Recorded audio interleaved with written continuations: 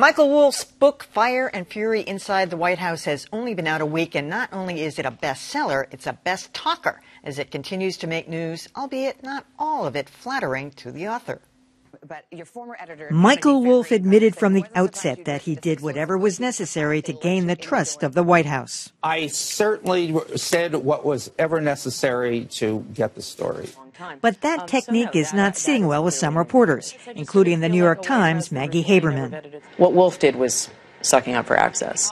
Haberman is not the only one taking aim. None have been harsher than CNN's Brian Stelter, who points to several mistakes in the book. Some viewers watching would say, if I find one error in a news story, shouldn't I question the entire news story? CBS's Nora O'Donnell wondered how Wolff could claim he spent 3 hours interviewing the president when he only had one brief sit-down. And that was but what that's not an interview to greet someone and say hello. I mean, that's not a journalistic exercise. Yeah, you said others challenged Wolff's technique, saying he weaves a narrative without accurately quoting his sources. How can I trust some of these quotes when, again, Tony Blair, Tom Barrack, Kate Walsh, Anna Wintour, all these people are denying these quotes? In that same interview on The View, Wolff acknowledged he broke a promise to Roger Ailes that his conversation would be off the record. Off the record died with the death of the source. The Washington Post took issue with that, as did Meghan McCain. That's why people hate journalists, by the way. Wolff, though, does have his defenders. The criticism of Michael's book, though, is that he doesn't get everything exactly right. That's what happens when you interview 1,000 different people. Make that 200 people. At any rate, one thing is for sure. He has thrown a grenade on the bridge behind him. That's because it's a bridge he has no plans to cross again. Good morning, Michael. Good morning.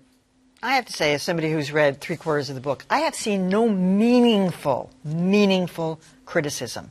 Brian Stelter got all warped about the fact that he got the Berman brothers mixed up, Mike and Bob. I was like, they were bit players in this, and they were in a hotel room or something, and he had the wrong characters. It's like, and then a couple of titles that were wrong.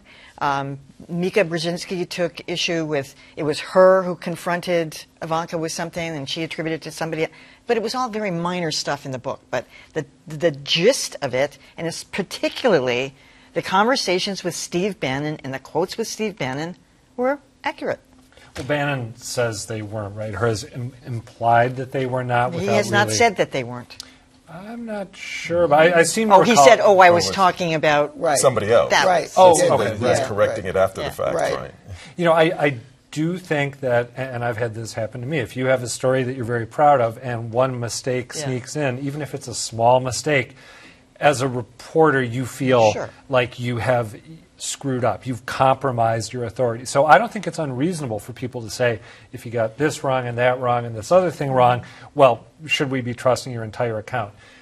It doesn't mean that the heart of the book is wrong. I think it's ironic that Maggie Haberman accused him of sucking up for access because she has been accused of the same thing by her detractors, and there's a lot of them. They don't like the way accused her of that too. They don't like the way she covers the Trump administration. The Washington Post suggested that he may not have used fact checkers on this book. In the book, and I know this because I stole your copy this afternoon while you were in the dressing room, he thanks 3 different fact checkers for working with him. So they might not have done their jobs well, but they were there. I've read the whole book. And I think that certainly there are mistakes in there. Certainly Michael Wolff has made a lot of enemies over the years, and we're seeing that coming out now. But I think that a lot of people who have not read the book don't understand what the book is. Most of it, maybe not most of it, but an awful lot of it, is stuff that's already on the public record, and Steve Bannon at length.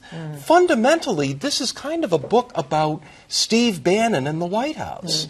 And that really has not come under any serious attack. That all seems to be pretty accurate, and it's pretty fascinating. Yes, he did confuse Mike and Mark Berman, and there's some other stuff like that, too. And I don't think that we can overlook the fact that Michael Wolff has made a lot of enemies, and the knives are out for him. I think that if this was somebody who was part of the crew, you wouldn't be hearing nearly as much criticism. I think there's also a little bit of jealousy here. Of course. These are reporters who are covering, inside the Beltway reporters. They've been covering the White House for a lot. There are different standards that you use when you're covering the White House. There's this automatically when you sit down, as a White House correspondent, oftentimes someone says, the first thing they say, this this is off the record, or they set the guidelines for how it's going to be. And so they're a little jealous that, well, these are the rules we operate by, and here's someone who got the scoop, if you will, and we didn't get it. Well, I would just say that I do think it makes a difference when you make those small errors, because they're so small. It's like ridiculous that you don't know this, and it throws you off if you're trying to follow the whole thing. It doesn't mean that the other stuff that he got, wasn't good. By the way, somebody did notice that he was telling the truth, or probably is telling the truth. Rebecca Mercer, she cut off all his money. Yeah, exactly. So believe me, somebody noticed. Cut off Bannon's money. Cut off Bannon's money. So somebody noticed that Bannon and what he said, and that's a huge impact. Yeah. Huge. That has yet to we understand the whole full impact of that.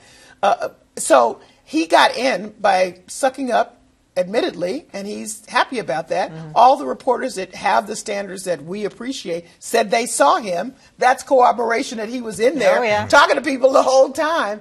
So, start with the premise that he's not a journalist. He's a guy looking for a hot story. He went in, he used whatever methods he can, and, take it with that grain of salt. He throws a grenade every time he leaves, by the way. Yeah.